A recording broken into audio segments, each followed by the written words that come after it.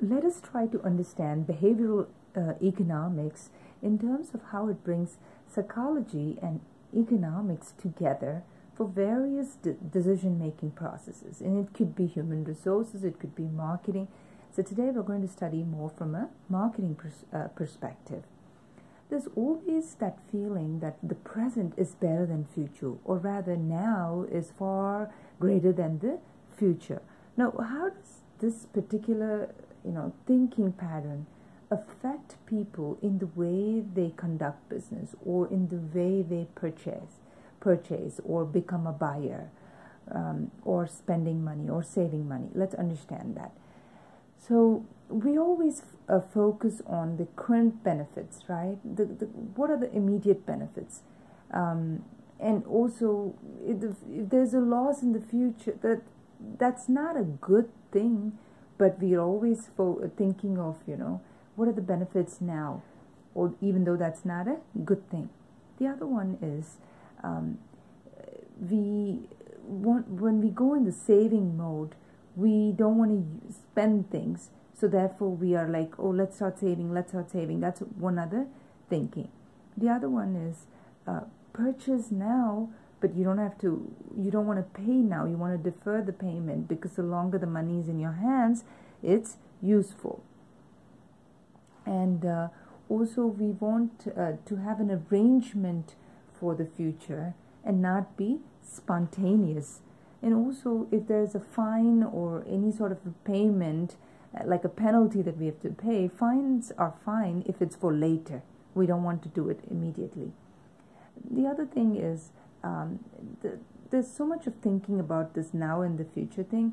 Suddenly the saving is, if we do a spontaneous saving, just like that, we put away some money, that's considered as great, because wow, I managed to save up so much money. All of a sudden I just decided to put away some money. That's a great feeling. The other one is also based on what you hear this minute. This minute, if you hear that the financial market there's diminishing returns or something, we don't necessarily want to have to wait to hear about what are the trend projections, or what has been the performance in the past. We are like, okay, yeah, suddenly this company is not doing well, I do not believe in this, and so immediately we want to sell the stock, or we want to make a financial decision. So this is the whole now being greater than the future, or the present being better than the future. The other one is the scarcity perception. Needless to say that we always think that the unique things are better. In other words, if anything is rare, we think that's better than anything that's average or normal. We don't want to think that that's special. For instance, there was a time when machine-made products were expensive, because it had to go through the whole process of an industry being set up, and the machines being set up, and labor being set up, and everything. And then, so handmade things were probably cheap, but if you had anything that's machine-made, that was like, whoa, that was expensive. That trend has changed to where now anything is handmade. We look at it with a lot of respect, because there's talent and there's artistry involved in it, versus, anything that's machine-made, that's not as expensive. So this whole thing, how did this whole thing change, is based on what is it that we felt was rare. Right now, handmade things are rare, and therefore that's very, typical for people to feel that there's scarcity of people doing these things. So this makes us, think of buying and selling from different perspectives. The other one is, of course, follow the herd mentality, or you just abide by the trend. If something is creating a lot of fame, we think that that's like a fame formula, just follow it.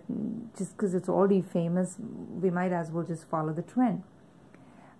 Also, the other thing is, there's something called the consumption norm.